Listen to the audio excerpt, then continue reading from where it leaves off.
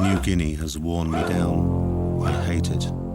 In our first visit, we managed to catch malaria, typhoid fever, and toxemia. In encounters with natives, we had to fight for our bare lives.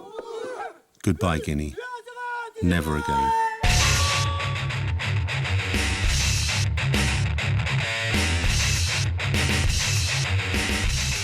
Traveling is my drug. Once you get to know the variety of touches, experiences, and scents of our world, you can't live without it anymore. I'm in it up to my neck. My favorite phrase is that an experience doesn't have to be positive, especially when it's intense. I'm attracted by all of the different flavors of our planet, from the tropics to the poles. But the seasoning of the world is in its people, in their traditions and styles of life in their natural environment.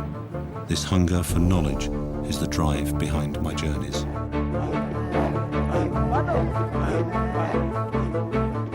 Everyone who travels a little knows that what I can see and feel today may no longer be here in a few years' time. Western civilization expands frighteningly fast. We have to hurry. America won't escape. Unbeatable experiences replace the misery of the journeys. In addition, New Guinea itself is a really powerful drug. I'm absorbing the unpleasant moments from the past and returning to this hot land.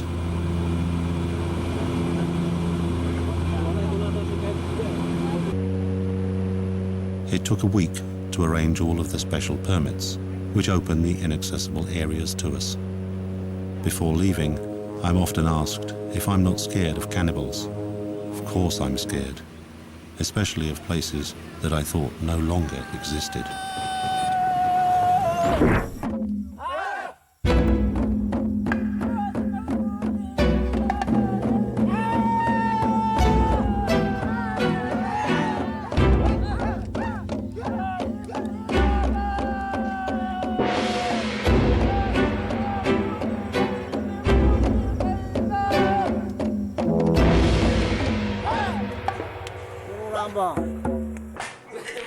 The missionaries with their churches arrived in the land of the headhunters several decades ago. Generally, they tried to suppress the traditions of the Asmat people and replace them with new civilization, which brought along alcohol, gambling, and money.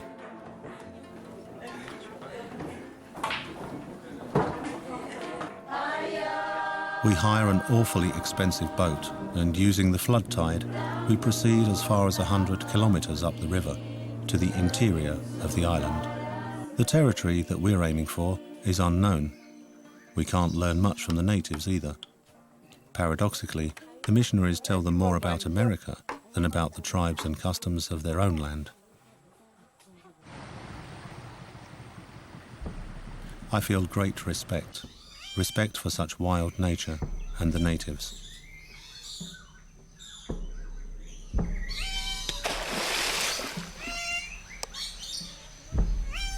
After a few days of sailing, we enter into the last bastion of civilization, Amas village.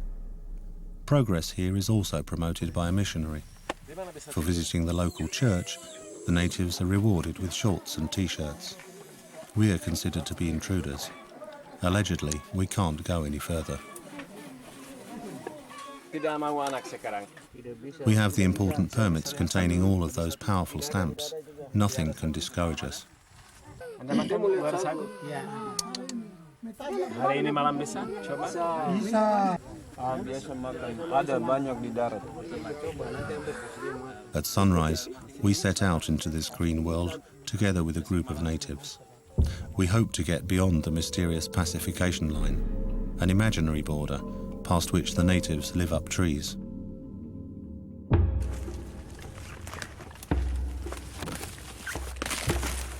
No roads lead through this humid and boggy jungle. If we were to find one, all of the mysteries would vanish.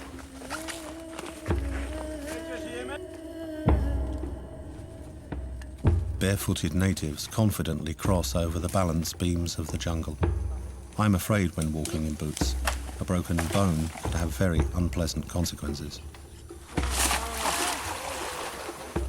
After our cameraman Paolo injures his knee after falling, we stretch a rope over the really precarious places.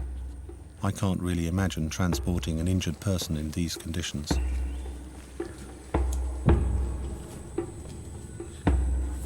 The eyes of the jungle watch us. A native with a hornbill beak on his penis is aiming at us. Fortunately, he recognizes one of our porters. The tension releases with our tobacco, which also repels the intrusive insects.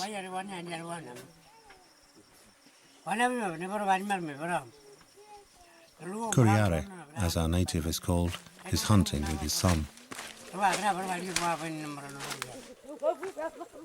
I walk together with him into the village. The others wait for me at the edge of it. We need the permission of the leader of the tribe to be able to enter. From here, our porters return home.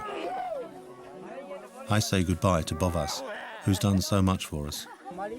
He warns us to be careful of the tree people. Different principles, manners, and rules of behavior apply in their land. They're supposed to be very vicious, not letting anyone step into their territory.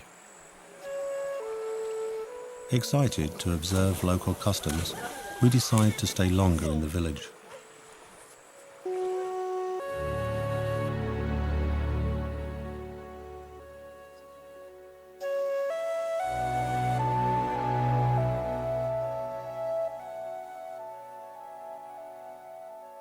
In Guinea, the value of a woman is counted in pigs. The parents of the best women can even ask for 5 pigs from a potential son-in-law. The dog is another domestic animal.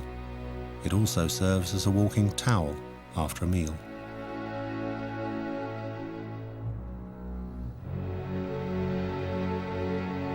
The Kombai understand human conception rather bizarrely. They believe that a man doesn't fertilize a woman. He merely opens her for a spirit from the jungle to enter and plant an embryo of a future descendant. According to the Kombai, sexual intercourse has nothing to do with human birth at all.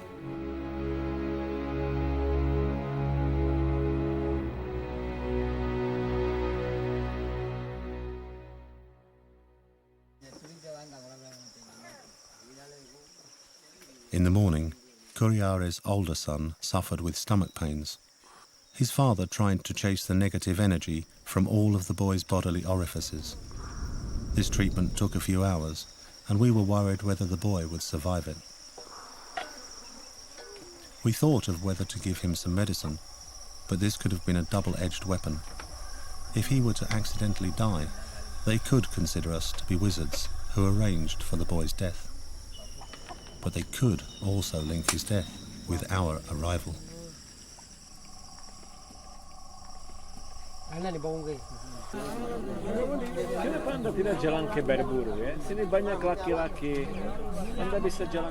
village elders talked for a long time. Finally, they agreed. We were able to cross their swamps to reach the lands of the tree people.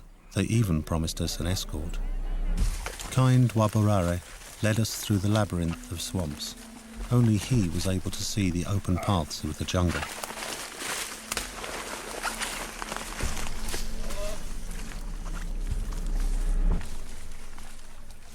When travelling, one can find real friends to truly trust. I got very close to Paolo and Yirko during moments that tested us all really very well. For example, by the river Sepik, where mad natives almost did away with me.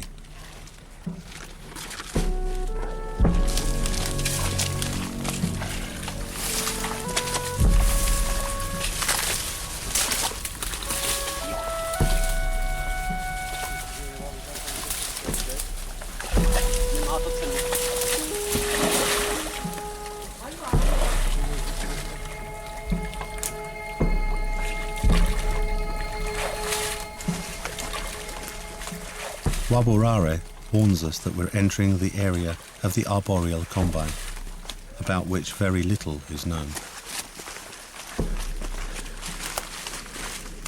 Mosquitoes have turned this plain into the worst area in the world for malaria. This is why the natives build their huts so high in the treetops.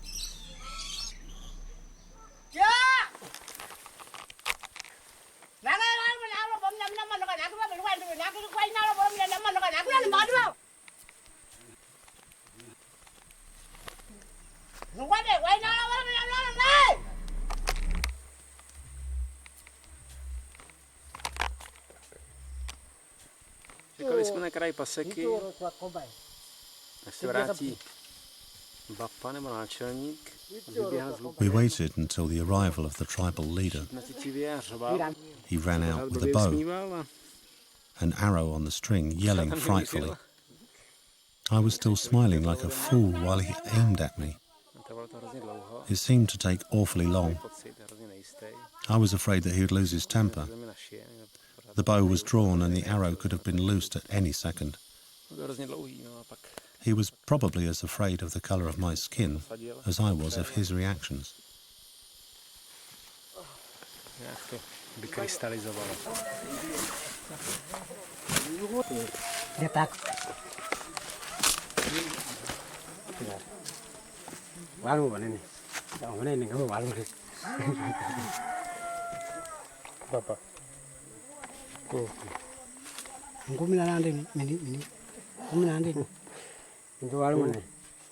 In the end, the leader of the tribe was glad that our large expedition had come in peace. But he still held back a bit.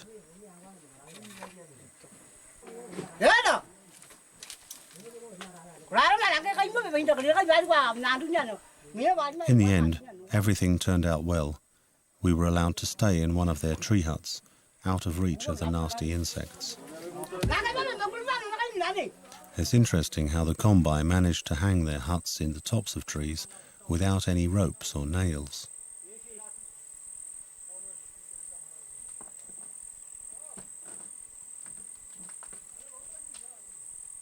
Paolo cheers us up with a story about an anthropologist who killed himself by falling off the pole of a tree hut.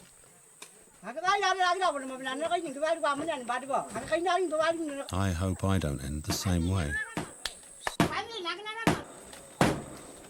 The pole is shaking and leaning over. My 85 kilograms is probably above the limit of its normal load capacity.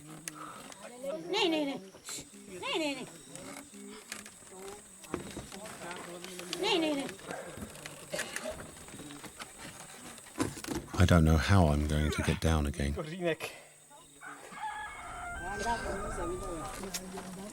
I enter the world of the tree people, a sort of a house in the clouds. I admire the courage and ability of the women. They're able to carry up a pig in a net, as well as a hunting dog. The leader of the tribe shows us magic with a rattan rope.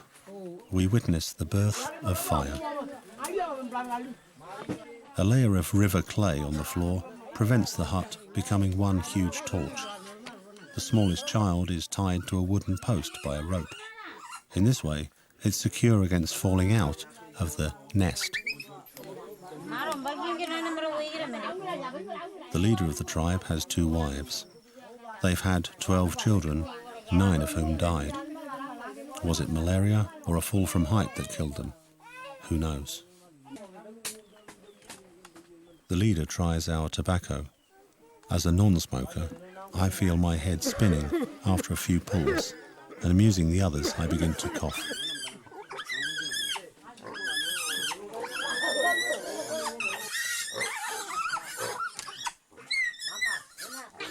A woman grills lumps of sago. It doesn't look very appetizing, so we rather cook our instant soup for dinner.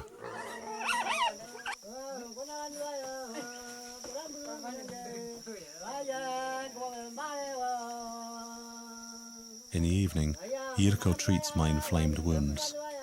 Terrific thirst increases the suffering. I also need to empty my bladder, but I'm afraid of climbing down that damp pole into the mysterious world of spells, spirits, and magic.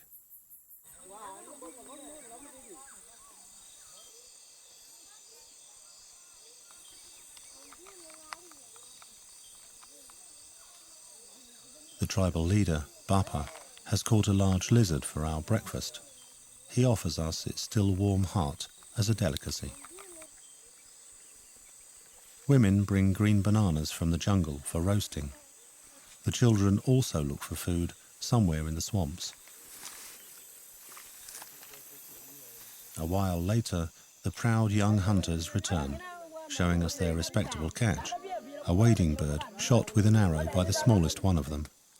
The porters are given the bird. It's amazing how they manage to cut any kind of meat into portions with a bamboo knife in a few seconds. No large mammals live in Guinea, but that's no reason for their cuisine to be any poorer. The bird kingdom is well represented.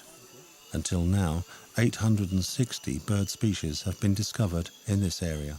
The beautiful paradise bird stands out the most. We struggle through the green labyrinth of the widest virgin jungle on our planet. The native tribal leaders are grumpy, muttering something about the old prophecies, which tell about spirits with faces as white as dead fish, coming to their land and turning the jungle inside out, like the skin of a paradise bird. People in another village also take us as bad spirits.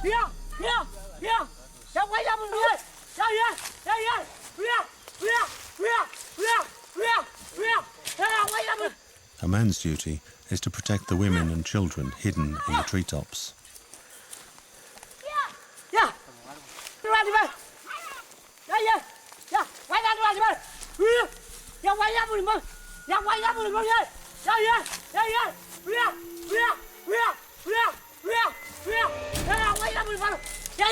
An arrow flies past my head as a warning.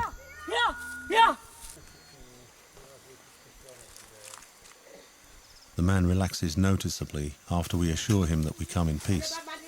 His name is Khanipanma. The height the hut is built at shows their fear of strangers to be greater than their fear of nature.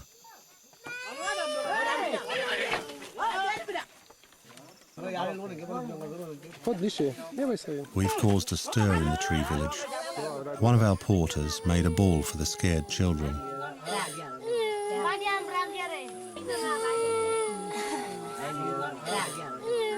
The parents frightened their small children. If you're naughty, a demon in the shape of an ugly white man will come for you from the jungle. A bad white ghost. It seems we're the first strangers that these natives have ever seen. From now on, they'll evaluate the entire unknown world according to us.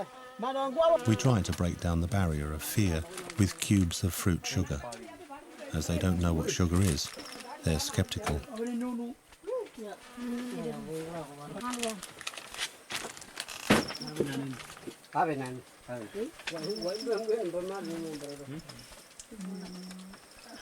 Khanipanma again shows the greatest courage. Refusing an offer of food would be impolite.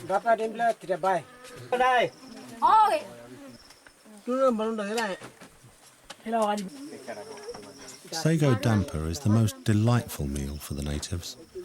For our taste buds spoiled by a variety of chemical flavourings, it reminds one of polystyrene. But with a bit of garlic and some spicy sausage, it tastes excellent. These inhabitants of the Stone Age survived with simple tools. The stone axe is certainly the most important of them. They simply could not build their houses without it.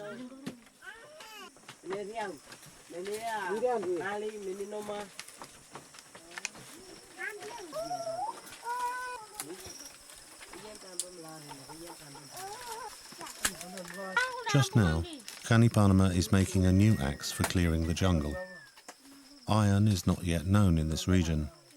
An iron axe could cut down a tree much faster. But why? Nobody is in a hurry here. The natives have plenty of time. The oldest daughter carries water up to the hut in bamboo tubes. It's intended for drinking. The natives don't cook as they don't have any dishes for it. A clay pot is a strange thing to them. Instead, they use bamboo, even though it has its weaknesses.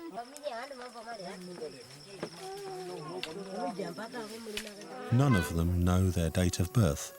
They split time into days and days into two halves, from sunrise to sunset, which is designed for living, and the other half, which is black, being the time of spirits and magic.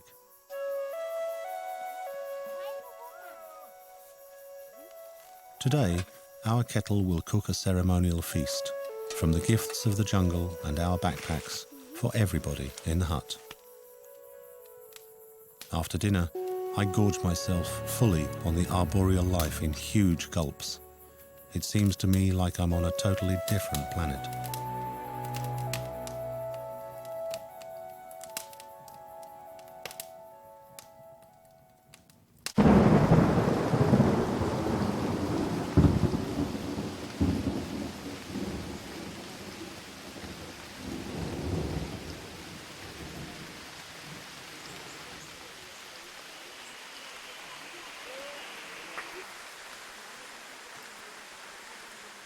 Life in a tree is simple, but still so complicated. Knowledge is only passed on verbally. Khanipanama names the cardinal numbers for us. Each squat finger is counted. A closed fist means 5. A finger on the wrist means 6. On the forearm it means 7. On the elbow, 8.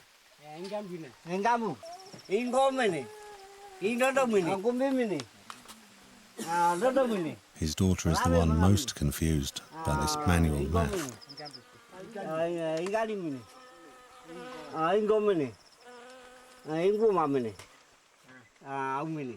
I try to grasp how these people perceive the surrounding world. The natives revealed to us that the jungle is full of spirits. They mostly live in burned-out trees, but also in plants that can cause death. Don't look in the trees in the morning. If you find a snake there, you can expect something bad to happen to you. Never lean your face over water. Spirits from whirlpools and currents, white water, can cause sickness. That's how Khanipanama's father is supposed to have died.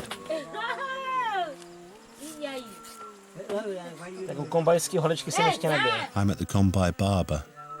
Yirko and Palo laugh at my courage. My head is in the hands of a head hunter.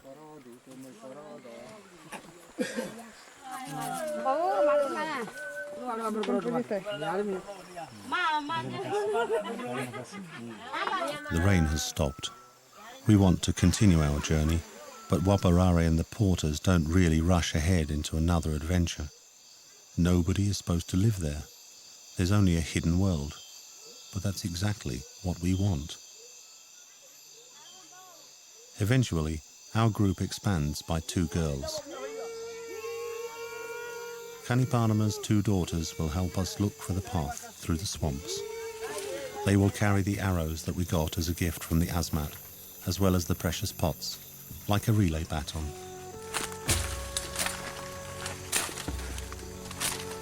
These people haven't invented the wheel yet. What would they need it for anyway? The jungle doesn't know a faster way of travel than walking. We look for a path through the swamps.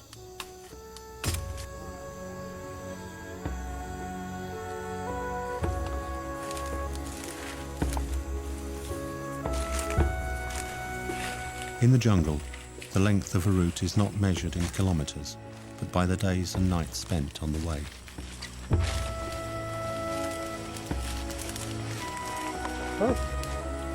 Every day, hour and minute are special here, as if they were the last.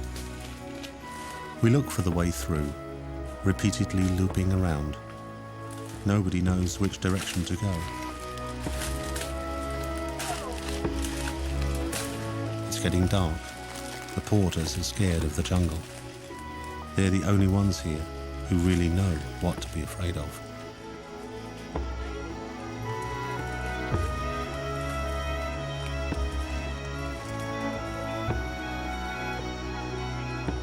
Any delay caused by cutting through the jungle is hell for us. The insects make wild revelry on our sweaty, salty bodies. I guess all of the mosquitoes from far away were invited to this feast. Slimy leeches suck the energy from our scratched calves. Sleeping here is simply not possible.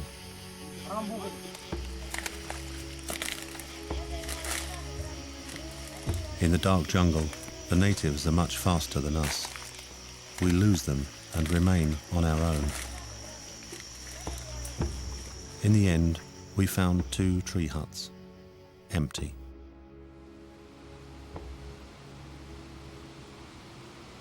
our guides feel insecure. The natives' absence doesn't signify anything good. It was raining all night, but we stayed dry up here.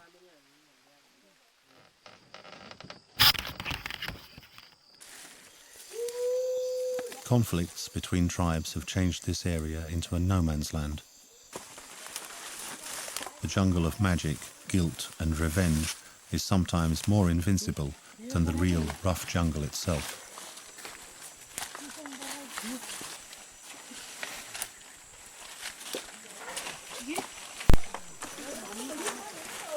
In places where our short natives can pass without difficulty, I have to go on my knees.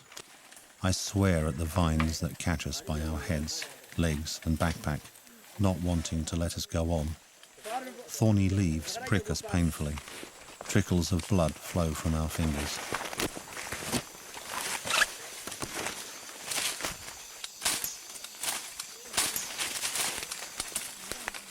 The daylight slowly flickers out. We really need to rest. A lodge appears from afar, as if on legs. It seems to be empty too.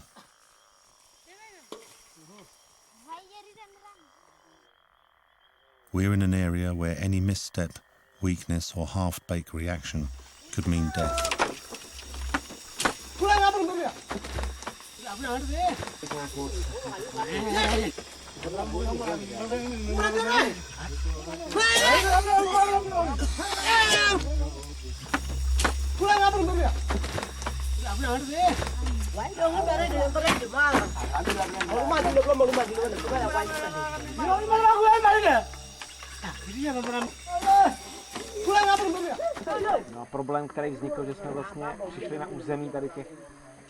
The problem occurred because we entered their territory. We didn't ask for permission and came into their hut. They claimed that we're the first strangers on their territory and, moreover, without permission. Their bows were fully drawn. The air was full of emotion. Tobacco, so much condemned by our civilization, helps to pacify the indignant warriors. We smoke a pipe together.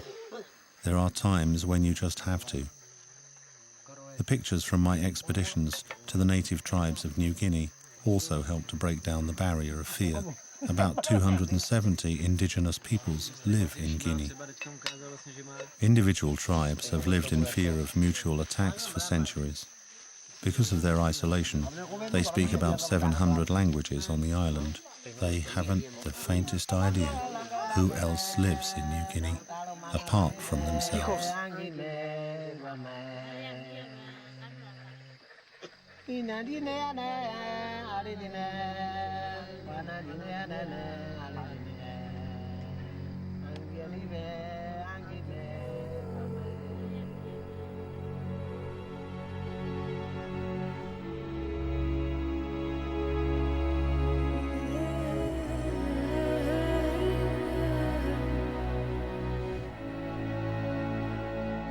People who live in the dense treetops have no idea that our planet is round.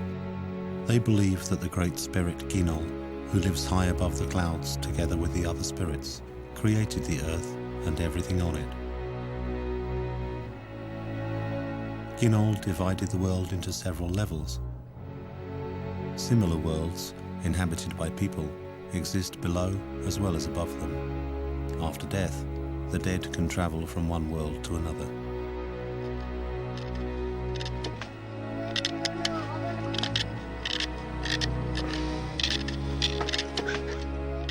A rat's tooth carves decorations on the weapons of these Stone Age warriors. Only a few trifles accompany them throughout their lives: a bow, arrows, tobacco pipe, rat and rope for fire, and sago in a net made from orchid fibre. Their only clothing is a green leaf. It's tied at the end of their private parts, as if the penis is missing. It's somewhere inside. It's not really clear where, but it's certainly there.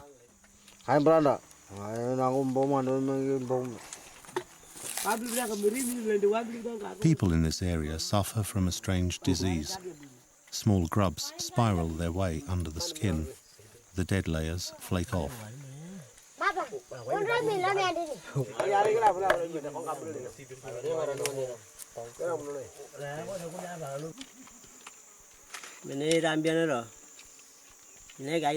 Anthropologists reckon that arrows kill about 5% of the population here.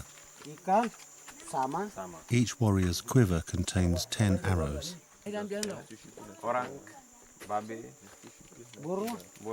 Each arrow has its own name and is used for different purposes. The biggest and most dangerous is the one for killing people.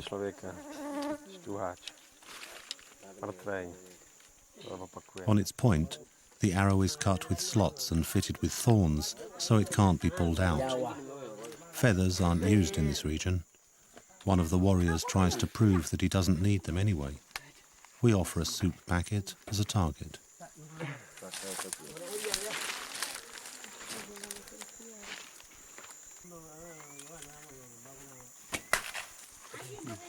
In admiration, I shake his hand. He's so pleased that he would happily shake my hand until the evening.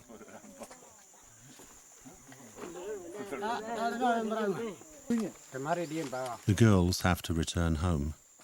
A native called Valigare will take us across his own land.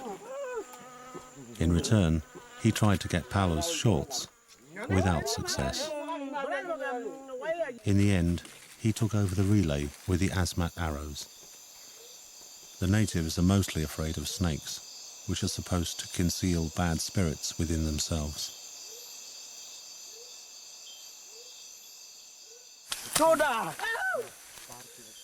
From 110 species, adders and taipans are the most poisonous. The neurotoxic and paralytic venom of the adder affects the nervous system. Taipan venom is hemotoxic and destroys blood cells, but the effect is always the same. The natives put their trophies into our teapot. They don't understand why it annoys us. We discovered another hut.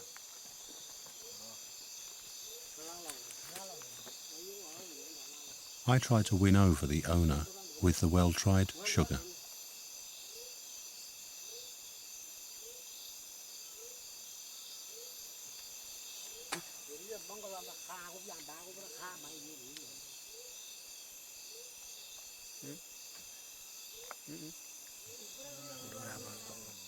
His tongue loosens when he's given the captured snake.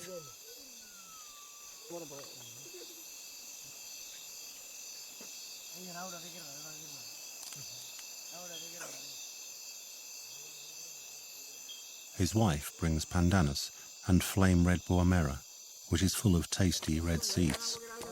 Valigari removes the fibrous core with a bone knife. We try to guess what it could be made from. There aren't that many possibilities.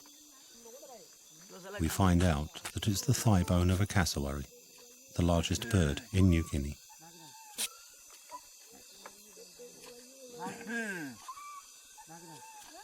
The landlord puts stones on the fire to heat and helps Valigari. The hard fruits of the buamera are laid on banana leaves, and the red-hot stones are put inside them. Finally, everything is wrapped up and allowed to steam until the fruits soften.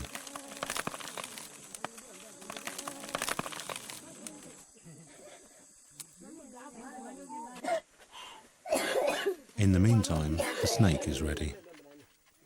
Everybody gets a piece, the residents, porters and guests. Unfortunately, the snake is so long that some of this delicacy is also left for us. A mystical power is attributed to snake meat, but otherwise it's dry and too stringy. I had to chew it for a long time. Fortunately, snakes here are not sacred as they are in other parts of Guinea. Here, they won't kill us because of a snake. The buamera fruit remains cooking in its natural steamer for several hours. As late as in the night, the natives squeeze out a red sauce for their sago damper. The red buamera is evocative of a bloody feast. I hope there's not going to be one.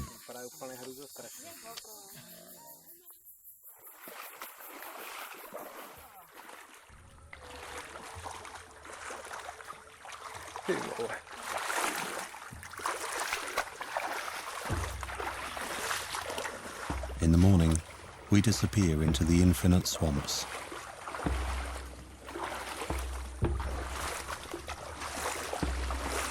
In the past, I read a report from a missionary in Yanirume. It claimed that headhunters still exist in this area. They're supposed to kill and eat anyone who causes someone's death.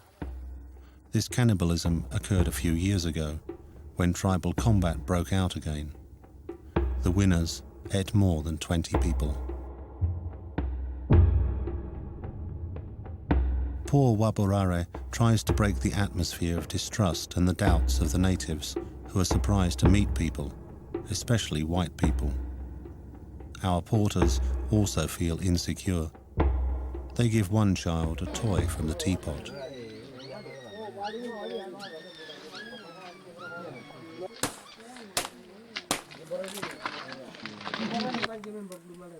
Eating termites reminds me of the case of one native who, together with his 3 friends, was offered a meal in a tree hut.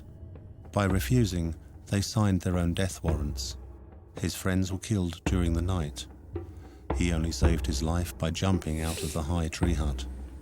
The moral of this story, which we must adopt, is if you don't want to be eaten, eat what you're offered.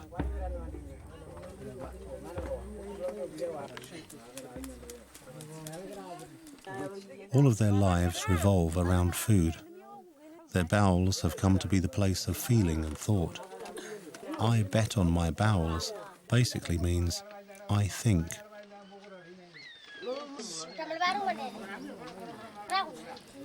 Something like natural death doesn't really exist in their understanding.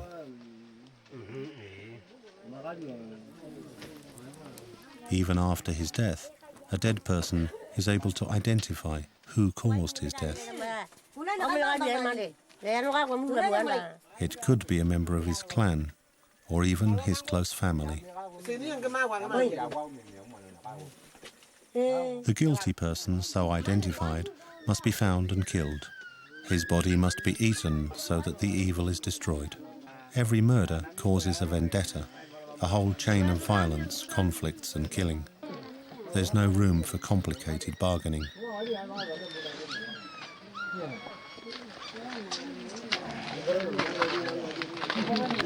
Meat wrapped in banana leaves is stewed on red-hot stones and, of course, is eaten with sago.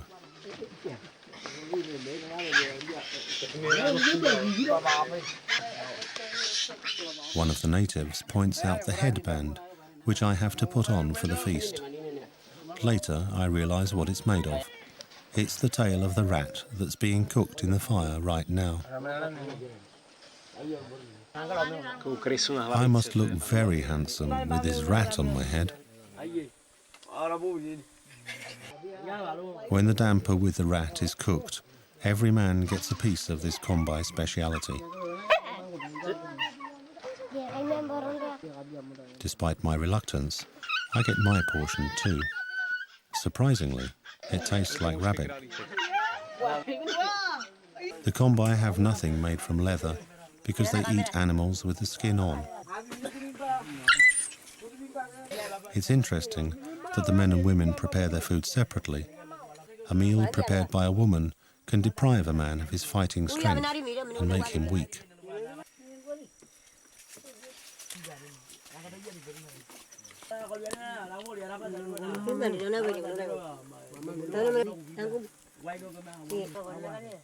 Children are named as late as at 18 months old. Any earlier would have no sense, as many of them don't survive infancy. A name is gained when it's taken from someone else, together with his life. Only people who are known by their name are considered potential victims.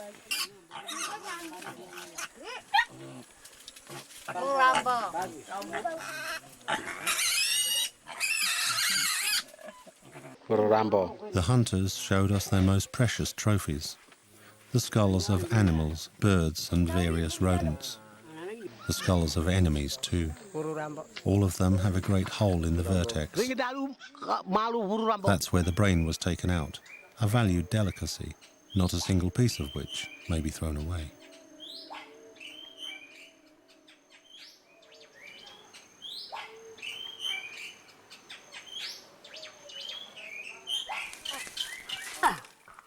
The porters have already become our friends. They're not even cross anymore if we refuse one of their dishes.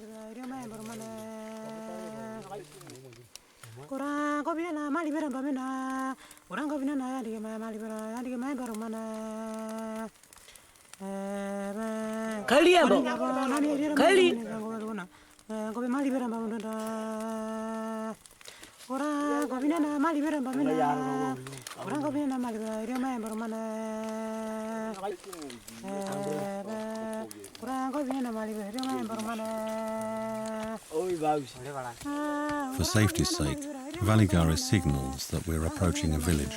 After all, we are in the land of the headhunters.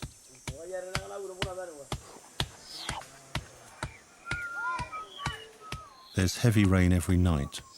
We can't sleep properly in the swamps and in tents full of mosquitoes. We should arrange with this tribe to spend a night in the dry again.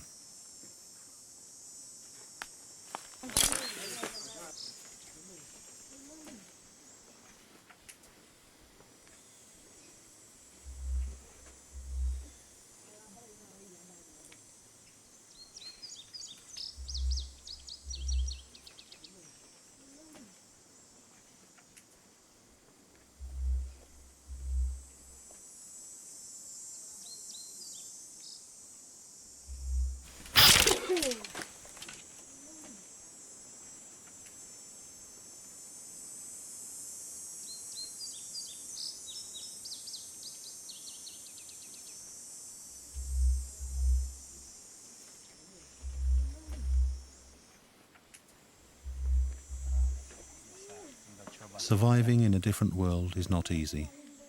Miraculously, a bag of tobacco helps us again. I will never smoke again after this expedition.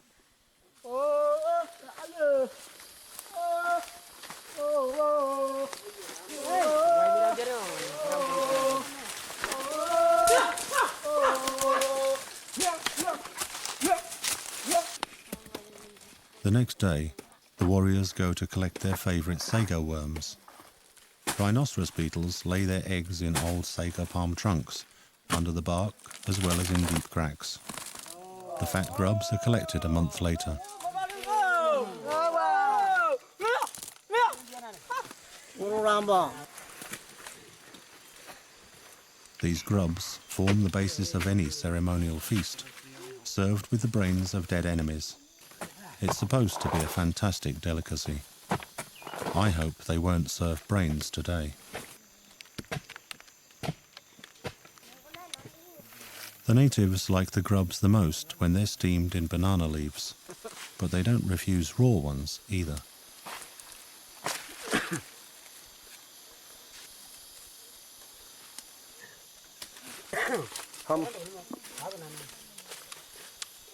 Pururambo.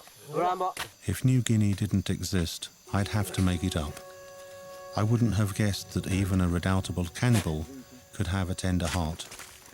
I have such fits of happiness when I feel like screaming.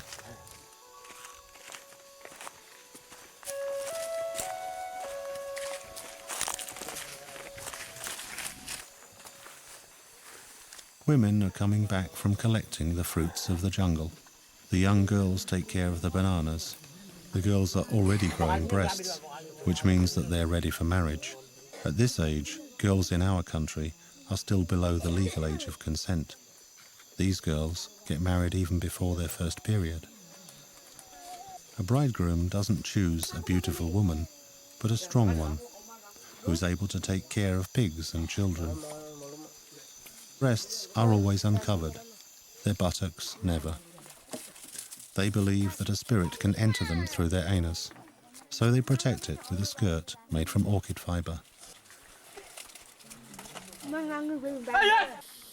Sex is one of the greatest mysteries of Guinea. Men don't sleep with the women, and they live in separate huts. Sitting by the fire, they explain their separated way of life. So we learn that apart from common food, the close presence of women also weakens them. Men can't spend too much time with women, as women draw energy from them. They basically suck it out of them. Women are supposed to cause them to age. On the other hand, they get younger from them. They know this really well and try to make use of it. With women, one has to be careful.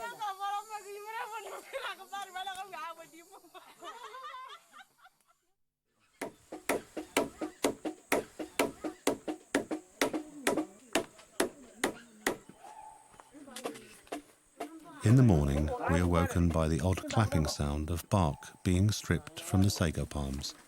It's used as a natural strainer when preparing sago.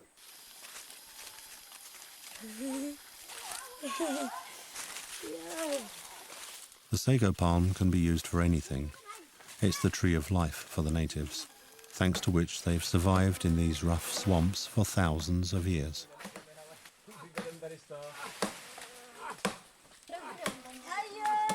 The bark makes good flooring. The leaves are used for the walls and to cover the roofs of their dwellings. Its thorns are used to make popular jewellery, which is fixed to their nostrils. The soaked pulp is the most precious sago product, being the oldest source of food for the tribes of New Guinea.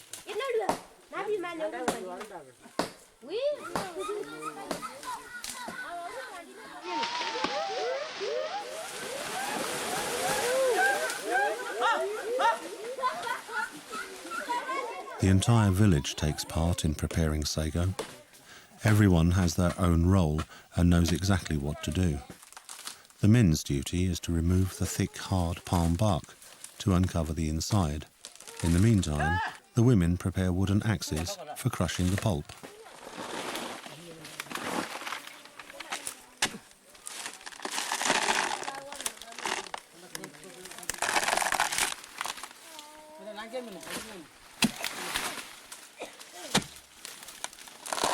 The men's work finishes with freeing the core of the palm trunk.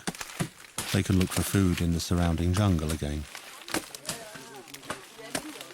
Crushing the pulp into small pieces in the hot and steaming climate of the jungle is really hard work, and it remains with the women. All their lives they're used to carrying heavy loads in nets, from children to pigs, and to collecting wood and edible plants in the jungle. Women have only their tears, which are saved for lonely childbirths and funerals.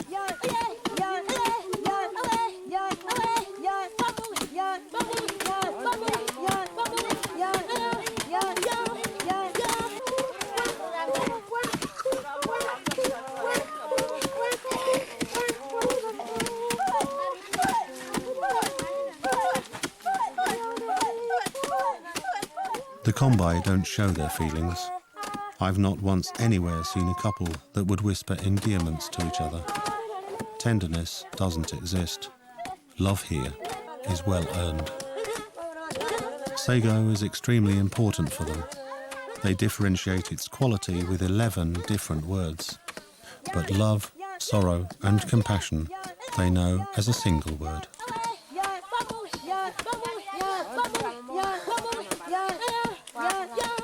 We worry ourselves with uncertain futures, but the present hasn't even started here. We send spaceships to look for life on Mars, but we don't know about all of the people living on the Earth.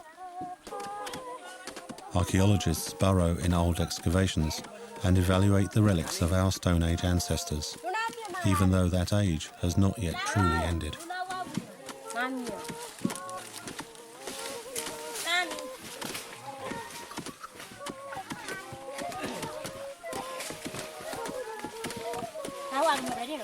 Self-existence and independence from material things strongly contrasts with our material world.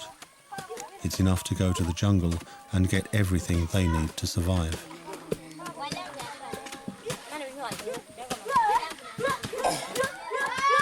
They don't know most of the things in our world. Heart attacks are one of them.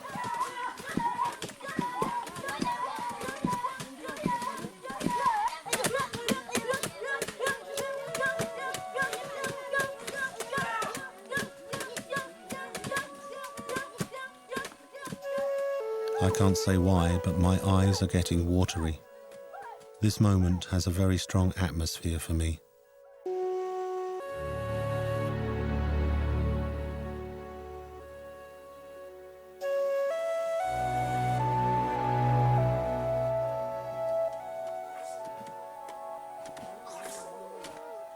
The natural factory for sago production slowly reveals its product.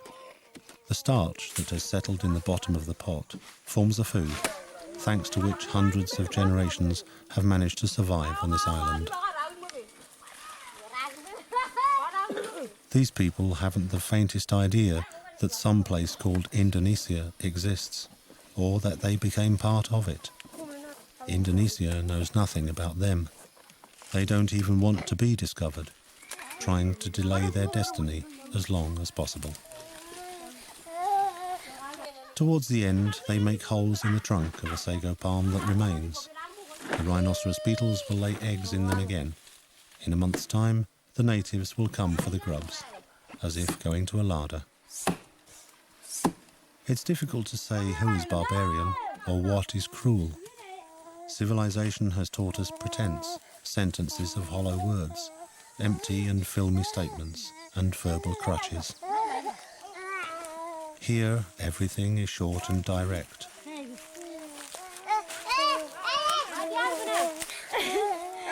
If you're good, be a friend. If you're an evildoer, your sentence is instant. 2 arrows suddenly fly through the air and fall close to us. We know the shooter. A tribesman from the previous village is attacking us. I can't grasp what's going on. Something has happened in the adjacent village.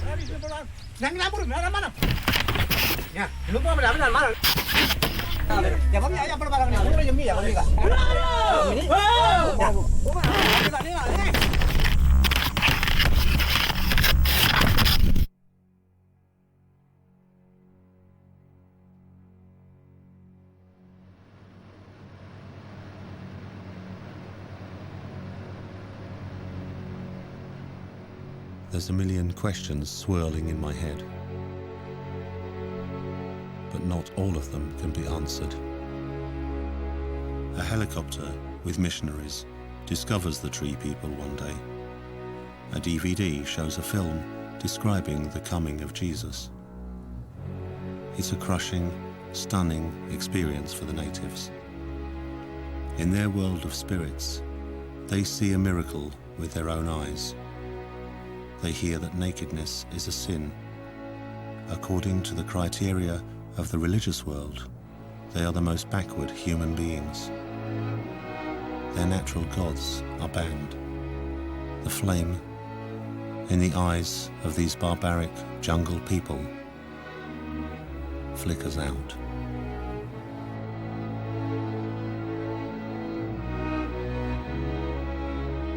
Knowing can hurt sometimes. In the end, we defend against the truth that we've looked for so long. Sometimes it's better not to understand.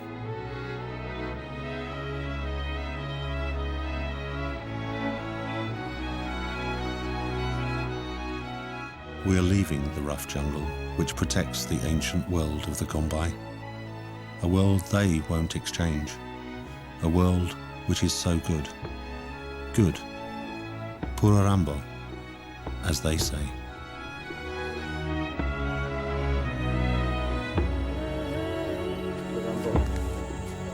Pururambo.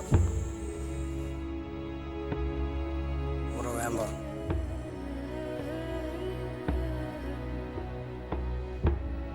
Pururambo. Pururambo. Dia kaya mana kan ni Rambo. Pururambo.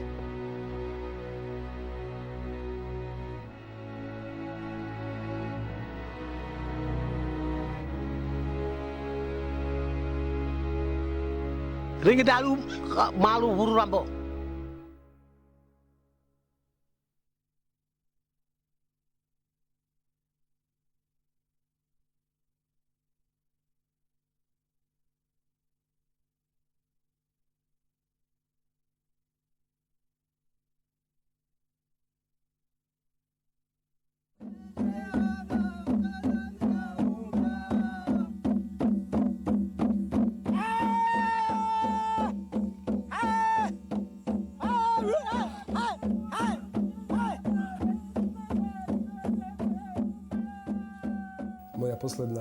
This story is about our journey across the swamps of New Guinea.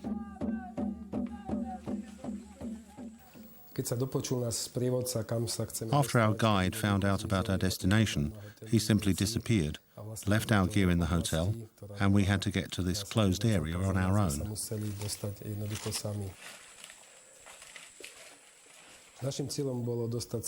Our destination was a primeval region totally untouched by white men. We wanted to find the tree people who haven't the faintest idea about our civilization or its technology, people who live only from what nature gives them.